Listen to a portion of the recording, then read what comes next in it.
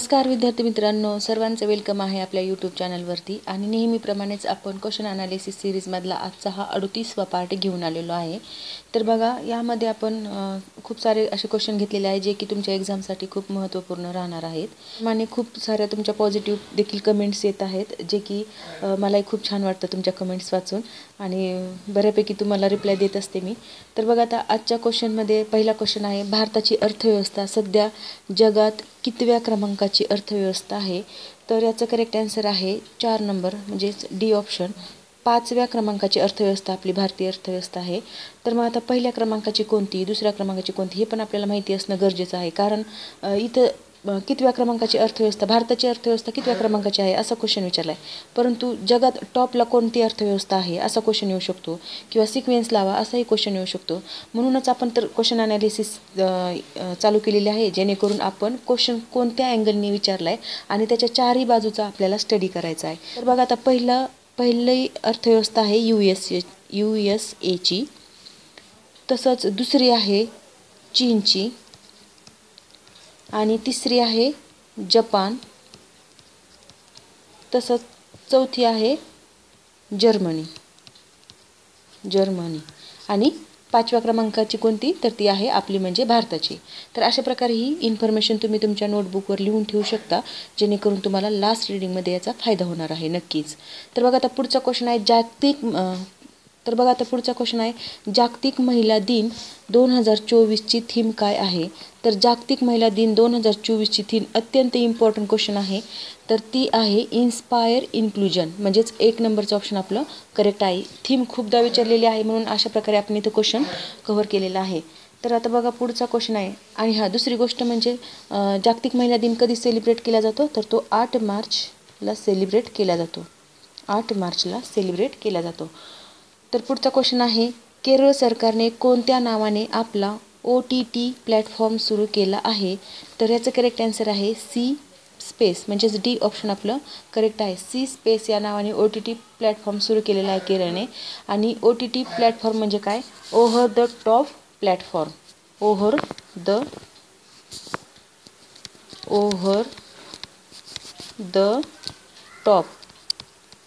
Over the top platform अशा प्रकारे हा त्याचा लॉंग फॉर्म आहे. आणि हे काय आहे? हे एक ॲप्लिकेशन आहे जे की मनोरंजन विश्वात याचा खूप फायदा झालेला आहे, जे की कोरोना पिरियडमध्ये ह्याचा भरपूर यूज केलेला आहे. आता पुढचा क्वेश्चन आहे, राष्ट्रीय युवा संसद महोत्सव 2024मध्ये कोणाला प्रथम पारितोषिक मिळाले आहे? तर राष्ट्रीय युवा संसद महोत्सव 2024मध्ये अशा प्रकारचं पारितोषिक यतीन भास्कर दुग्गल, म्हणजे सी ऑप्शन आपलं करेक्ट आहे. यतीन भास्कर दुग्गलला हे पारितोषिक भेटलेलं आहे. हे प्रथम क्रमांकाचं पारितोषिक यांना भेटलेलं आहे. तर मग द्वितीय क्रमांकाचं पारितोषिक कुणाला भेटलं? तर ते आहे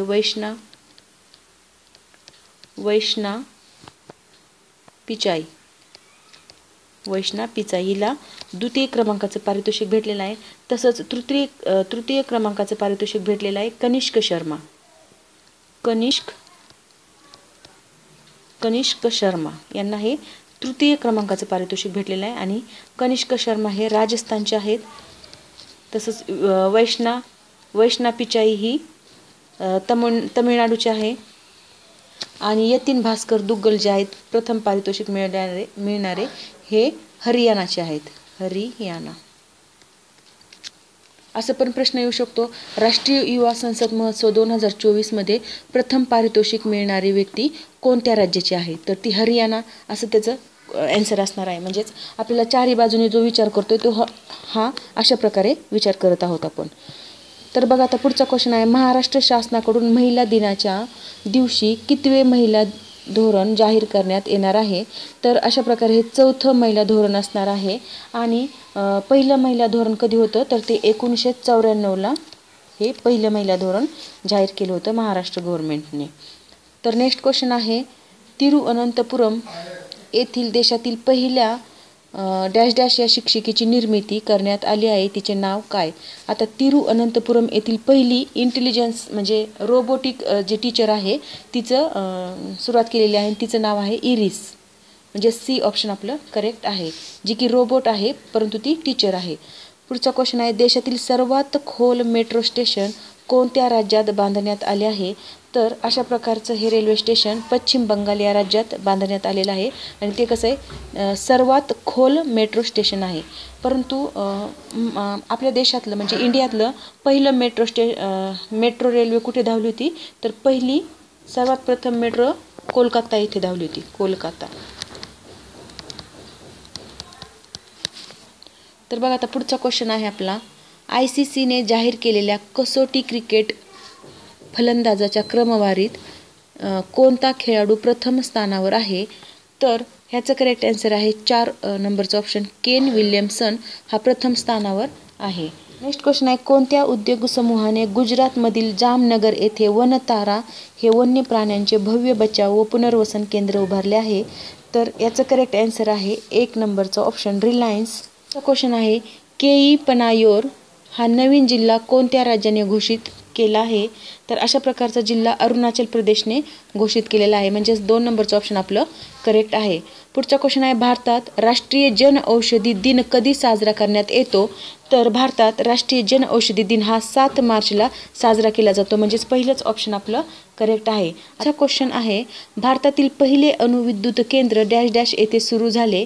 तर भारतातले पहिले अणुविद्युत केंद्र हे तारापूरला सुरू झालेलं आहे. म्हणजेच पहिलं ऑप्शन आपलं करेक्ट आहे. तारापूर हे महाराष्ट्रामध्ये आहे तर सर्वांनाच माहीत आहे. तर कल्पकम जे आहे कल्पकम हे तमिळनाडूमध्ये आहे. तमिळनाडूमध्ये आहे कल्पकम. तसंच नरोरा हे आहे हे UP म्हणजेच उत्तर प्रदेशमध्ये आहे आणि रावत भाटा हे आहे राजस्थानमध्ये.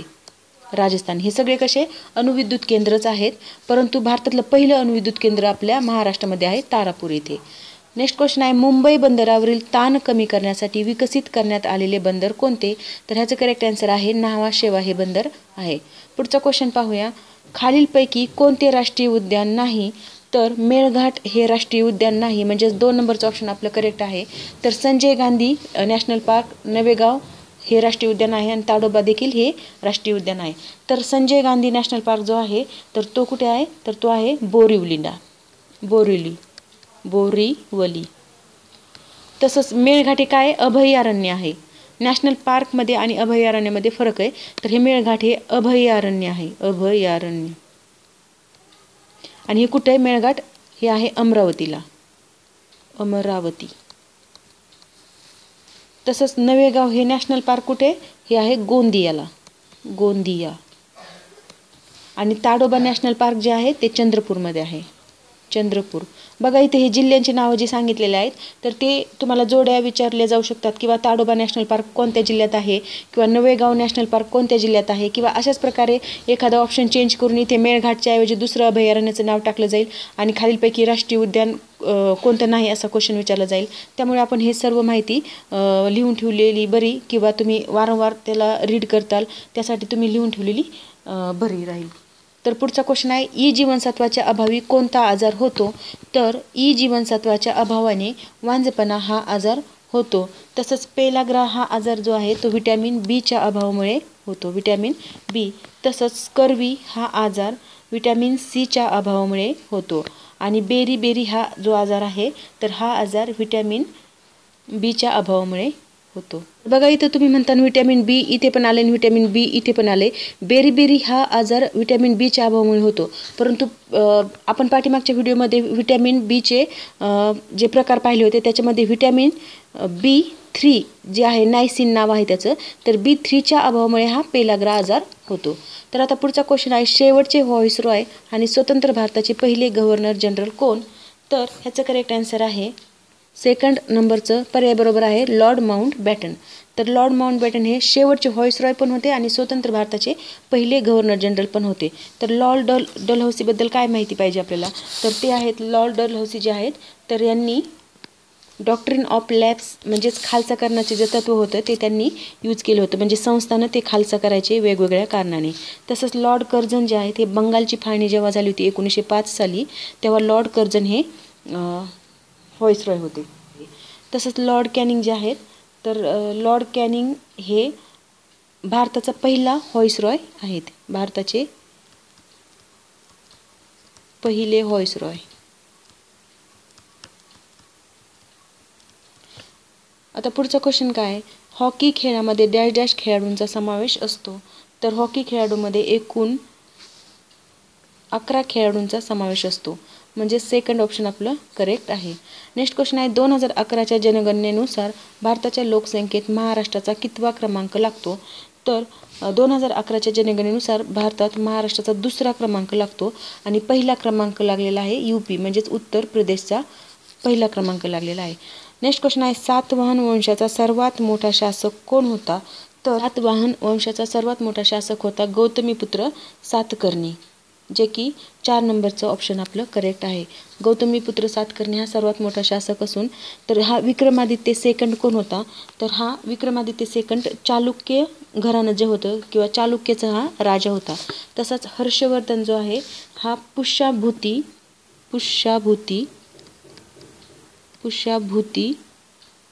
शब्द नीट लक्षात घ्या. पुष्याभूती साम्राज्यातील हा शेवटचे सम्राट होते हर्षवर्धन. तसंच पुलकेशी सेकंड जो आहे तर पुलकेशी सेकंड हा बदामीच्या चालुक्य घराण्यातील एक पराक्रमी राजा होता. तर आता बघा पुढचा क्वेश्चन आहे आपला खालीलपैकी कोणत्या क्रांतिकारकाला आद्य क्रांतिकारक असे संबोधले जाते? तर ह्याचं करेक्ट आन्सर आहे वासुदेव बळवंत फडके म्हणजेच 4 नंबरचं ऑप्शन आपलं करेक्ट आहे. नेक्स्ट आहे राष्ट्रीय सभेच्या पहिल्या अधिवेशनास देशभरातून डॅश डॅश प्रतिनिधी उपस्थित होते. तर ह्याचं करेक्ट आन्सर आहे 3 नंबरचं ऑप्शन म्हणजेच 72 प्रतिनिधी उपस्थित होते जे राष्ट्रीय सभेचं पहिलं अधिवेशन होतं. तर हे कुठे झालं होतं? तर ते झालं होतं मुंबईला तेजपाल पाठशाळेमध्ये आणि 28 डिसेंबर 1885 मध्ये हे झालं होतं. तसंच इथे इंडियन नॅशनल काँग्रेसची स्थापना झाली होती म्हणजेच राष्ट्रीय सभेची तिथे स्थापना झाली होती 1885 साली. तर ही बाकीची माहिती पण तुम्ही लक्षात असू द्या. पुढचा क्वेश्चन आहे आता डॅश डॅशमध्ये लाला लजपत राय यांच्यावर लाठी हल्ला झाला होता. तर लाला लजपत राय यांच्यावर लाठी हल्ला सायमन कमिशन विरुद्ध जेव्हा निदर्शने किंवा आंदोलने चालू केली होती त्या टायमिंगला लाला लजपत रायवर लाठीचार्ज झाला होता. म्हणून सेकंड ऑप्शन आपलं करेक्ट आहे. नेक्स्ट क्वेश्चन आहे कोलकाता येथे ॲग्लो हिंदू स्कूलची स्थापना खालीलपैकी कोणत्या समाजसुधारकाने केली होती? तर ह्याचं करेक्ट आन्सर आहे 2 नंबरचं ऑप्शन राजाराम मोहन रॉय यांनी अशा प्रकारे ॲग्लो हिंदू स्कूलची स्थापना केली होती. आणि ती कधी झाली होती? तर ती झाली होती 1817 मध्ये. 1817 मध्ये ही स्थापना वर्ष पण तुम्ही लक्षात ठेवायला हरकत नाही. पुढचा क्वेश्चन आहे एकूण किती गोलमेज परिषदा लंडन येथे आयोजित करण्यात आल्या होत्या? तर लंडन येथे एकूण 3 गोलमेज परिषदा आयोजित करण्यात आल्या होत्या. तर आपल्याला पहिली गोलमेज परिषद कधी झाली, सेकंड कधी झाली आणि थर्ड कधी झाली असे पण क्वेश्चन येऊ शकतात. त्यामुळे आपण त्या तिन्ही गोलमेज परिषदाचे डेट लक्षात ठेवायला पाहिजे. तर बघा आता पहिली गोलमेज परिषद जी झाली होती ती झाली होती 1930 साली. तसंच सेकंड जी झाली होती ती 1931 साली झाली होती जी की लंडनमध्येच तिन्ही पण झाल्या होत्या. आणि थर्ड म्हणजे तिसरी झाली होती 1932 साली. या तिन्ही गोलमेज परिषदाचे डेट लक्षात असू द्या. पुढचा क्वेश्चन आहे महाराष्ट्रामध्ये बारमाही वाहणारी नदी कोणती? तर बघा महाराष्ट्रामध्ये बारमाही वाहणारी अशी एकही नदी नाही. म्हणून आपलं करेक्ट आन्सर आहे 4 नंबरचा पर्याय कोणतीही नदी नाही. कारण महाराष्ट्रामध्ये पावसाळ्यात किंवा महाराष्ट्रामध्ये हंगामी नद्या आहेत जे की फक्त पावसाळ्यातच वाहतात. त्यामुळे नर्मदा, कावेरी, गोदावरी ह्या सर्व नद्या हंगामी आहेत. आणि जे उत्तर भारतात आहे हिमालय पर्वतरांगेतून ज्यांचा उगम होतो त्या नद्या बारमाही नद्या असतात. कारण पावसाळ्यात त्यांच्या पाण्याने वाहतात आणि जेव्हा उन्हाळ्याचे कालखंड असतो त्यामध्ये बर्फाचं वितळण झाल्यामुळे त्या नद्या वाहत राहतात म्हणून त्या बारमाही असतात. आता पुढचा क्वेश्चन आहे जनगणना 2011 प्रमाणे खालील जिल्ह्यांच्या लोकसंख्येच्या घनतेसंदर्भात उतरता क्रम ओळखा. तर आता खाली काही जिल्हे दिलेले आहेत आणि त्यांचे 2011च्या जनगणनेप्रमाणे त्यांची घनता आणि त्याप्रमाणे ते उतरत्या क्रमाने आपल्याला लावायचे आहेत. तर आता इथे आपण घनता पाहूया अगोदर सगळ्यात जास्त कोणत्या जिल्ह्याची, त्यानंतर कोणत्या जिल्ह्याची आणि सर्वात कमी कोणत्या जिल्ह्याची. तर आता कोल्हापूरची घनता किती बघा. तर कोल्हापूरची घनता आहे 504. तसंच जळगावची घनता आहे 360. पुण्याची घनता आहे 603. नागपूरची घनता आहे 470. आणि सोलापूरची आहे 290. आणि सगळ्यात महत्त्वाचे म्हणजे आपलं जो महाराष्ट्र आहे तर महाराष्ट्राची घनता आहे 365. ही एक्स्ट्राची माहिती आहे तुम्हाला सांगते की पर्यायामध्ये नाही. तर आता प्रश्न काय विचारला आपल्याला उतरत्या क्रमाने लावायचं आहे. तर मी ते जे घनता लिहिलेली आहे त्यानुसार तुम्ही उतरत्या क्रमाने खालीलपैकी कोणतं ऑप्शन बरोबर आहे मला कमेंट बॉक्समध्ये सांगणार आहात. तर पुढचा क्वेश्चन बघा आता इकॉलॉजी हा शब्द खालीलपैकी कोणत्या शास्त्रज्ञाद्वारे शोधण्यात आला? तर इकॉलॉजी हा शब्द अर्नस्ट हेनरिच हॅकेल म्हणजे सेकंड ऑप्शन आपलं करेक्ट आहे, यांच्याद्वारे हा शब्द शोधण्यात आलेला आहे. तर इकॉलॉजी हा शब्द यांनी शोधला, परंतु त्याचा अगोदर कोणी वापर केला होता किंवा काय त्याच्याबद्दल हिस्ट्री आपल्याला माहिती असणं गरजेचं आहे. तर इकॉलॉजी हा शब्द जो आहे हा ग्रीक भाषेतला शब्द आहे, ग्रीक शब्द आहे हा. आणि हा शब्द प्रथम त्याचं उपयोजन कोणी केलं असं पण क्वेश्चन येऊन गेलेला आहे खूपदा. तर उपयोजन प्रथम कोणी केले तर ते रिटरने केलं आहे, रिटर या शास्त्रज्ञाने. आणि हे केल्याने हा शब्द लिखाणात आणला किंवा शोधण्यात आला, म्हणजे हेकेल अर्नेस्ट हेनरिच हेकेल यांनी हा शब्द प्रचलित केला एकंदरीत. तर पुढचा क्वेश्चन बघा आता, भारतातील सर्वात पहिले राष्ट्रीय उद्यान डॅश डॅश हे होय. तर भारतातलं सर्वात पहिलं राष्ट्रीय उद्यान आहे जिम कार्बेट नॅशनल पार्क, जे की पहिलंच ऑप्शन आपलं करेक्ट आहे. तर जिम कार्बेट नॅशनल पार्क याच्याबद्दल माहिती मी तुम्हाला पाठीमागच्या व्हिडिओमध्ये पण सांगितलेली आहे, परंतु आता ह्यामध्ये याची स्थापना कधी झाली हे पण महत्त्वाचा क्वेश्चन आहे. तर 1972 साली याची निर्मिती झाली होती जिम कार्बेट नॅशनल पार्कची, आणि ती झाली होती उत्तराखंड राज्यात, उत्तराखंड राज्यात. आणि त्याचं पहिलं नाव काय होतं, म्हणजे पूर्वीचं नाव होतं Hailey national park, Hailey national park. तसंच 1957 साली ह्याचं हेली नॅशनल पार्क जे होतं हे नाव चेंज करून जिम कार्बेट नॅशनल पार्क असं त्याचं नाव देण्यात आलं होतं. ते कधी 1957 साली. ही बघा बाकीची इन्फॉर्मेशन किती इम्पॉर्टंट आहे जे की मी तुम्हाला देत आहे. नेक्स्ट क्वेश्चन आहे, खालीलपैकी कोणता हरितगृहवायू संपूर्ण मानवनिर्मित आहे? तर आता मिथेन हा मानवनिर्मित नाही, कार्बन डायऑक्साईड आणि नायट्रस ऑक्साईड हे काही प्रमाणात का होईना निसर्गातच असतात, कार्बन डायऑक्साईड आणि नायट्रस ऑक्साईड. तसंच 4 नंबरचं जे ऑप्शन आहे क्लोरोफ्लोरोकार्बन, तर हे टोटल मानवनिर्मित वायू आहे. कारण याचा कशातून निर्माण होतो तर बघा जे फ्रीज असतात आपल्या घरी तर त्याच्यामध्ये पण हा वायू असतो, आणि रासायनिक उद्योग तसंच नायलॉन उद्योग यामधून याची निर्मिती होते, म्हणून तो पूर्णतः मानवनिर्मित वायू आहे. बघा आता हा क्लोरोफ्लोरोकार्बन जो आहे हा जागतिक तापमान वाढीसाठी सुद्धा खूप म्हणजे खूप ह्याचं प्रमाण आहे जागतिक तापमान वाढीमध्ये. तसंच जागतिक तापमान वाढीमध्ये वेगवेगळे हरितगृह वायू जे आहेत त्यांचं पण प्रमाण तुम्हाला माहिती असणं गरजेचं आहे. तर बघा कार्बन डायऑक्साईड आहे, कार्बन डायऑक्साईड, तर ह्याचं प्रमाण जवळपास 60% एवढं प्रमाण आहे, जे की जागतिक तापमान वाढीमध्ये सर्वात जास्त आहे. तसंच मिथेनचं जे आहे ते 20% एवढं प्रमाण आहे, आणि क्लोरोफ्लोरोकार्बन आहे याचं फक्त 14% प्रमाण आहे. तसंच नायट्रस ऑक्साईड जे आहे तर ह्याचं 6% एवढं प्रमाण आहे. तर बघा सगळ्यात जास्त हरितगृह वायू म्हणून कार्बन डायऑक्साईडला ओळखलं जातं, त्याचं प्रमाण खूप जास्त आहे. तसंच मानवी शरीरामध्ये पाऱ्याच्या संचयनामुळे डॅश डॅश आजार होतो. तर मानवी शरीरामध्ये पाऱ्याचं संचयन झालं, पारा या धातूचं, तर त्याच्यामुळे मिनामाटा हा आजार होतो, म्हणजेच 3 नंबरचा पर्याय आपला करेक्ट आहे. तर आता इटाई काय आहे याची पण माहिती आपल्याला असणं गरजेचं आहे. तर इटाई ही कॅडमियमच्या ज्या विषारी कांड्या असतात कॅडमियमच्या, तर त्यामुळे हा इटाई आजार होतो. कॅडमियमचे विषारी पदार्थ जर बॉडीमध्ये त्याचं संचयन झालं तर त्यापासून आपल्याला इटाई हा आजार होतो. तसंच पोलिओ हा आजार आहे, तर हा विषाणूमुळे होणारा आजार आहे, आणि तो विषाणू कोणता आहे तर पोलिओ मायलिटिस हा पोलिओमायलिटिस हा विषाणू आहे, आणि यामुळे हा पोलिओ आजार होतो. तसंच अजून पण दुसरं काही ब्लॅक फूट किंवा नायट्रेस ब्ल्यू बेबी सिंड्रोम हे पण आजार आहेत. तर ब्लॅक फूट हा आजार कशामुळे होतो तर बॉडीमध्ये अर्सेनिक या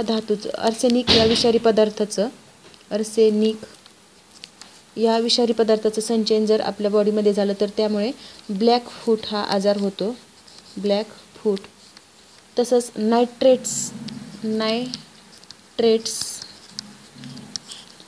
नायट्रेट्सचं जर बॉडीत संचयन झालं तर यामुळे आपल्याला ब्ल्यू बेबी सिंड्रोम हा आजार होतो. ब्ल्यू बेबी सिंड्रोम हा लहान मुलांमध्ये जास्त प्रमाणात आढळून येतो. यामुळे काय होतं तर लहान मुलांची त्वचा किंवा स्किन जी आहे ती पूर्णतः ब्ल्यू कलरची होऊन जाते, आणि एकदम पातळ स्किन होऊन जाते. तर बघा अशा प्रकारे आपण ते 30 क्वेश्चन आणि त्याचं डिटेलमध्ये ॲनालिसिस पाहिलेलं आहे. तर हा व्हिडिओ कसा वाटला ते नक्की कमेंट बॉक्समध्ये कळवा, आणि अशाच प्रकारचे व्हिडिओ पाहण्यासाठी आपल्या चॅनलला लाईक, शेअर आणि सबस्क्राईब करा. तसंच तुमच्या फ्रेंडला पण शेअर करा, जेणेकरून त्यांनाही थोडाफार फायदा झाला तर झाला.